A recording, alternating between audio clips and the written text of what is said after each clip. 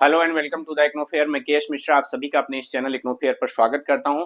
जय जगन्नाथ के साथ में इस क्लास को आगे आरंभ करता हूं। ध्यान दीजिएगा, आज मैं जो आपके साथ क्लास लेकर आया हूं वो एक्चुअल में जो उड़ीसा में पुरी में जगन्नाथ मंदिर है तो उसका जो रत्न भंडार है, रत्न भंडार के बारे में पूरी डिटेल्ड जो है चर्चा आपके सामने आज की जाएगी। Lord Jagannath temple secrets unlocked. ठीक है, तो बेसिकली भगवान जगन्नाथ का जो पुरी में उड़ीसा में मंदिर पड़ता है, एक भव्य मंदिर है। तो उस मंदिर में रत्न भंडार जो 46 साल बाद खोला गया है, तो उसके अंदर क्या मिला और 46 साल बाद उसको क्यों खोला गया, इससे पहले उसको कब कब खोला गया है, खोलने का उद्देश्य क्या होता है, इन सभी के बारे में बहुत डिटेल से आपके सामने आज बात रखूंगा। तो ध्यान दीजिएगा, Lord Jagannath temple secrets unlock. आगे बात करते हैं। देखिए, अगर मैं लॉर्ड जगन्नाथ के टेम्पल की बात करता हूं तो ये पूरी उड़ीसा में पड़ता है। ठीक है, और उड़ीसा में कहां पर पड़ता है, ध्यान दीजिएगा, ये आपका पुरी वाला एरिया जो बे ऑफ बंगाल से लगा हुआ आपको दिख रहा होगा यहाँ मैप में। ठीक है, ये वाला एरिया। ठीक है, ये वाला एरिया बेसिकली जो है पुरी का एरिया है। ध्यान से देखिए ये। ठीक है, जो मैंने रेड मार्क सर्किल किया हुआ है, ये वाला एरिया जो है पुरी का एरिया है और ये बे ऑफ बंगाल से लगा हुआ एरिया है। यहीं पर जो है लॉर्ड जगन्नाथ का चेम टेम्पल पड़ता है।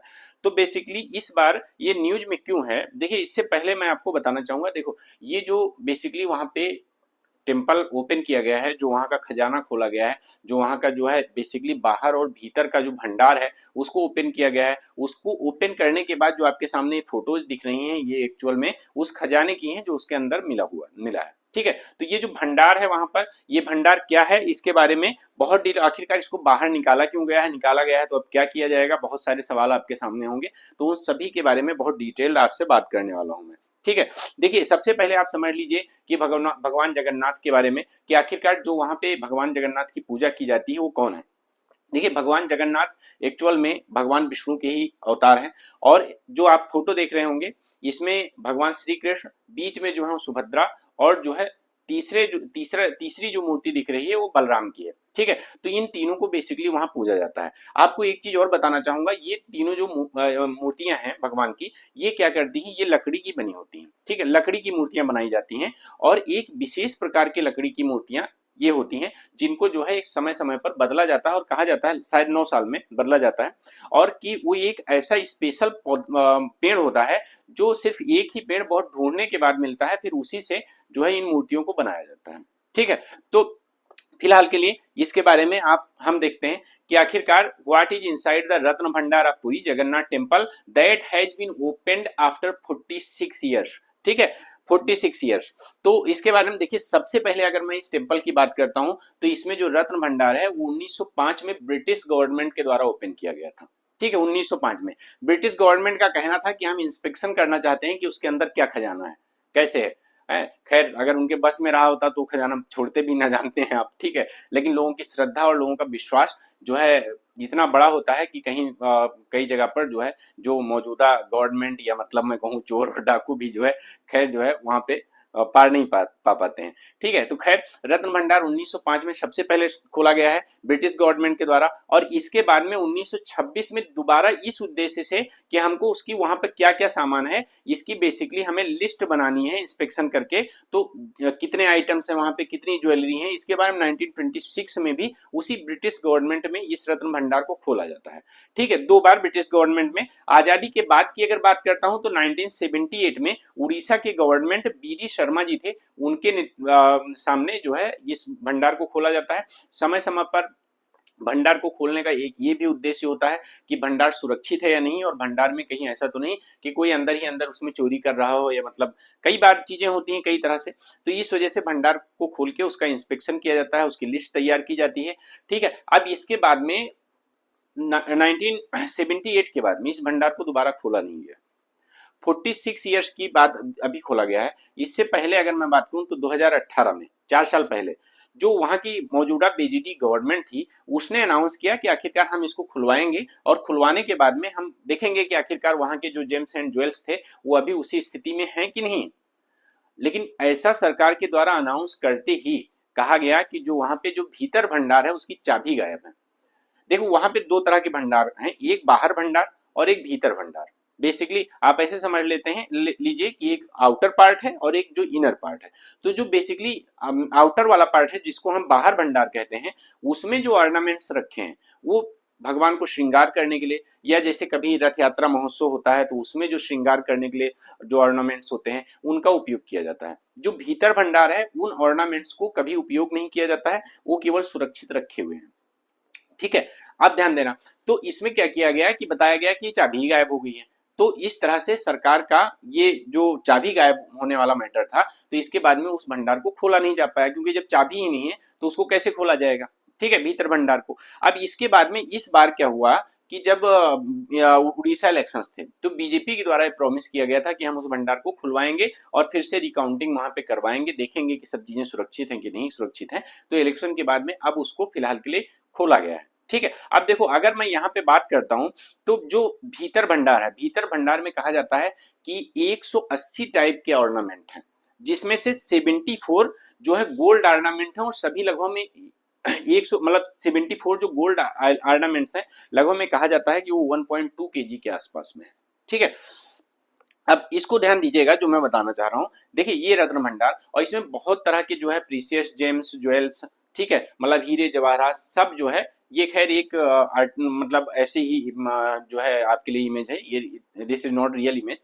ठीक है, तो मतलब ये समझ लीजिएगा आप कि बहुत तरह के वहां पे ज्वेल्स एंड जेम्स इस तरह की चीजें, डायमंड सब चीजें भरे काफी ज्यादा मात्रा में है। उनकी एक लिस्ट तैयार करने के लिए जो है ये इसको ओपन करवाया जाता है। अब देखो यहाँ पर मैटर क्या था, देखिए 74 मैंने जो हाईलाइट किया है, अब देखिए 74 प्योर गोल्ड ऑर्नामेंट, वेटेज लगभग कितना है उनका 1.2 केजी के, ये जो है मतलब बेसिकली भीतर भंडार में है। ये केवल किसके, गोल्ड ऑर्नामेंट की बात हो रही है, बाकी और भी डायमंड है, बाकी और भी ज्वेल्स हैं, बहुत तरह के हैं। ठीक है, तो देखिए अब बेसिकली ये देखो, ये मैंने आपसे बात की ही कि वहां पे जो भीतर का फोटो है, तो ये भीतर का जो चित्र है, इसमें जो मूर्तियां हैं वो किसकी हैं, ये सब मैं आपसे बात कर ही चुका हूँ।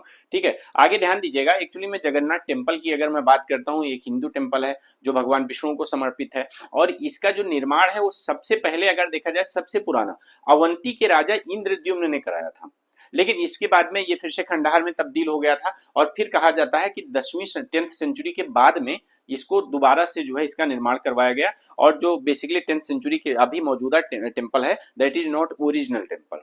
ठीक है, अब इस बार बेसिकली जब इसको ओपन करवाया गया, तो ओपन करवाने के लिए एक मतलब बहुत ही मतलब ये समझ लीजिए ड्रामेटिक चीजें हुई, क्योंकि जब 2018 में चाबी गायब हो गई, तो चाबी गायब होने की वजह से जो है उड़ीसा के गवर्नमेंट ने एक इंक्वायरी पैनल बैठा दिया। ठीक है, और वो इंक्वायरी पैनल काम करने लगा। ठीक है, अब जब इंक्वायरी पैनल बेसिकली देखिए ये क्या हुआ था, जैसे बेसिकली उड़ीसा के हाई कोर्ट ने ये आदेश दिया था कि भाई उसकी स्ट्रक्चरल कंडीशन का इंस्पेक्शन करना है। तो जैसे बात आती है ऑर्डर की, बस वैसे ही क्या हुआ कि यहाँ जो है चाबी गायब हो गई। अब चाबी गायब हो गई और बाकी ऑफिशियल्स उसको ढूंढ भी नहीं पाए, तो उसके लिए एक इंक्वायरी जो है लॉन्च की गई। ठीक है, उड़ीसा गवर्नमेंट के बाद उस समय फिर कुछ समय बाद क्या होता है कि उड़ीसा गवर्नमेंट मतलब बेसिकली वहां के डीएम होते हैं, ठीक है, अरविंद अग्रवाल। ठीक है, तो इनके पास में अचानक से मिस्टीरियस तरीके से एक लिफाफा इनके केबिन में पहुंचता है। ठीक है, जब ये जाते हैं वहां देखते हैं लिफाफा रखा हुआ है, और उस लिफाफे पे लिखा हुआ है कि duplicate keys of Puri temple. ठीक है, डुप्लीकेट कीज, क्योंकि वो इंक्वायरी बैठी हुई थी। अब इंक्वायरी में अब उस डुप्लीकेट कीज के पीछे का क्या राज है, ठीक है, कि वो किसी ने मतलब क्या किया, कैसे किया, बट फिलहाल के लिए उनको डुप्लीकेट कीज मिली।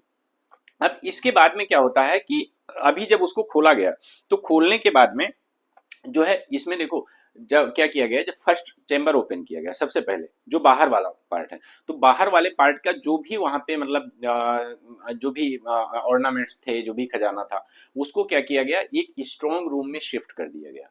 ठीक है, और उसको सील कर दिया गया। ठीक है, इस इसके बाद में बात आई कि भीतर वाले जो भीतर वाला भंडार है उसको खोलने के लिए, तो जो वो डुप्लीकेट कीज बनी थी जो उनके ऑफिशियल्स के पास थी, वो तीनों कीज उसमें काम नहीं करी। ठीक है, उन तीनों कीज से उसको खोला नहीं जा पाया। तो इसके बाद में क्या किया गया, फिर उसको मजबूरी में क्या किया गया, उसको जो 3 लॉक थे वहां पे, उन तीनों लॉक को मतलब मौजूदा में जिसमें मौजूदगी में जिसमें एक हाई कोर्ट के जज भी मौजूद थे, तो उनकी मौजूदगी में बेसिकली जो है 11 लोगों की जो टीम थी वहां पर उस तीनों लॉक को तोड़ा गया। इसके बाद में जो है अंदर प्रवेश किया गया। ठीक है, अब ध्यान देना, इसमें यह भी कहा जाता है कि वहां पर जो डायमंड ज्वेलरी है, एक्चुअल में वो ज्वेलरी है जो लॉर्ड जगन्नाथ को ऑफर की जाती थी। ठीक है, अब इससे पहले एक चीज और उसमें मतलब हिस्ट्री में आपको मिलता है कि बेसिकली एक किंग अंग भीम देव थे। तो जो अंग भीमा थे उन्होंने लगभग 2.5 लाख के मदहाज ऑफ गोल्ड ज्वेलरी जो है वहां पे दान किया था। ठीक है, तो वो भी वहां पे रखी हुई है। 2.5 लाख मतलब अमाउंट नहीं है, 2.5 लाख मदहाज है। ठीक है, मतलब एक काउंट है। ठीक है, ध्यान देना। तो बेसिकली ये कहा जाता है कि वहां पे जो 3 नेकलेस हैं, 3 नेकलेस का ही सिर्फ वेट लगभग में 120 तोला है।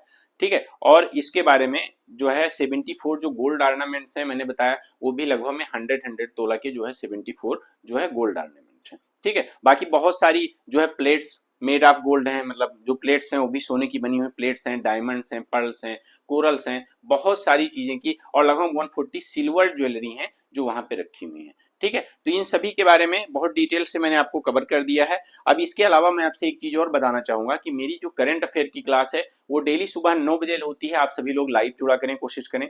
और साथ ही जो इंडियन इकोनॉमी का फाउंडेशन बैच है ये रात को 10 बजे चलता है। अभी इसमें फॉरेन सेक्टर पढ़ाया जा रहा है, तो आप ज्यादा से ज्यादा लोग इसमें जुड़ने का प्रयास करें। और ये जो वीडियोज होते हैं छोटे छोटे, ये मैं डेली आपके लिए लेकर आता हूँ। जो इसी पे आप जाएंगे चैनल पे तो वीडियो सेक्शन में आपको सारे अपलोडेड वीडियो मिल जाएंगे। इनको जरूर देखिए, ये आपके लिए बेसिकली करंट अफेयर से संबंधित होते हैं और खासकर मेंस पर्सपेक्टिव से सारे वीडियोज होते हैं। ठीक है, चलिए, थैंक यू वेरी मच।